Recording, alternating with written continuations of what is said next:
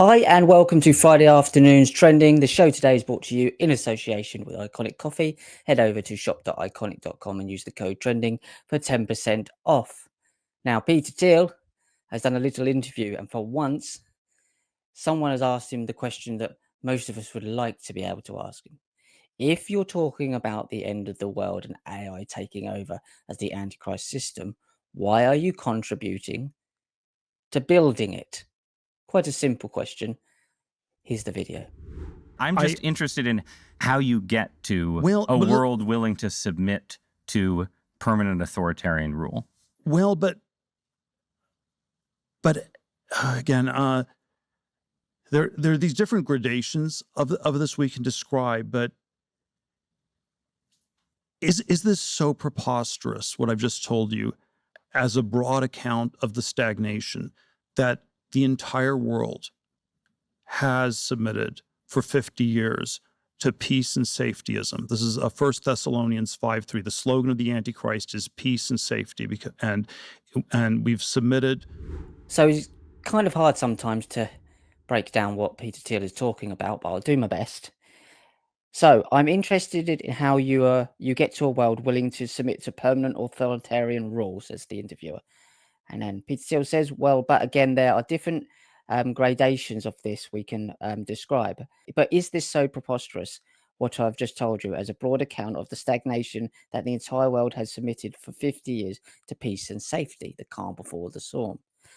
This is the 1 Thessalonians 5:3. The slogan of the Antichrist is peace and safety. So he's saying now that we've been in this relatively peaceful, we haven't, but for him on his yacht, he probably has, peaceful time and safe time.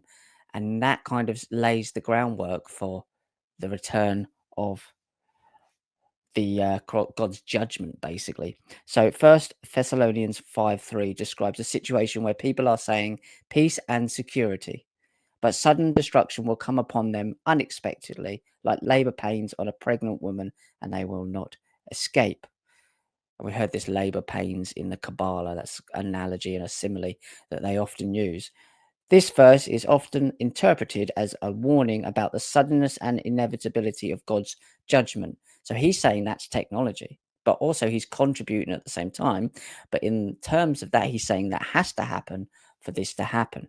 God to come back and their messianic age to start and they're all to be redeemed. So it's a necessary evil. So he's contributing to the evil, but it's a necessary evil. So in the end, it's the greater good, if you get that. And he's sitting there and his face looks kind of confused, like, how am I going to explain this? Because I am clearly contributing to the technology that's going to do this. But in the end, it's going to be a good thing. But I know you're not going to buy the fact that, we're building the beast system. So God will come back and take over it and not allow it to take over the world. Twisted, mad logic, of course. And there's an element of problem, reaction, solution in there as well. So here's a little bit more. While they are saying peace and security, this refers to a false sense of security and well-being that some people will experience before the end times. Some people. Then sudden destruction will come upon them. This highlights the unexpected and unavoidable nature of the destruction that will befall those who are not prepared. Are prepared, which means, do you believe in Jesus and will you go up with him from, Mount of Olives? All of this stuff. They're laying the groundwork for this narrative, and this narrative implies that bad things need to happen. The tribulations, the 7-year tribulations and pestilence and all of these things need to happen for the messianic age to be ushered in. So they're playing a bad but necessary evil part in this by creating the system for it to be taken down. Insane. But you can see his head trying to get around, how am I going to explain this to this person without admitting that I'm contributing to the thing that I'm actually saying something we need to look out for. Because this is the dual narrative, the contradiction that they live in. It's a necessary evil. They are a necessary evil, which is madness, of course. And they will not escape. So this underscores the finality of the judgment for those who are not ready, those who are not believing in the Christian church. But in these case, I believe that people like Peter Thiel are more aligned with the Lurianic Kabbalistic side than the Christian side who I believe are getting used in this narrative. These people are pretending to be Christian, in my personal view. I mean, it's madness, isn't it? But Palantir is everywhere. It's part of the NHS now. The United States are using it. The United States government are using it for everyone. And of course they would, because Peter Thiel was an early funder of Donald Trump and found JD Vance as well. So of course this thing is going to get rolled out. But they're saying it's the necessary evil, and it will be the Antichrist system. But that won't last long, and God won't leave us in this rut, basically. So hopefully that's cleared up a few things here. It's all part of playing out these biblical texts and these end time texts. And when you really look at it, certain things just don't make sense. You've got the Saudi royals, as I mentioned in a show a couple of days ago, and in tonight's classified on iconic.com as well, who are funded by Donald Trump to the tune of 142 billion. But obviously it's the US taxpayers in arms, and so is Israel, to 4 billion. They get a little bit less, a lot less of a lot. Why would they fund both sides? Surely they're fighting over Temple Mount. You've got the Al-Aqsa Mosque there, which the Saudis should be protecting.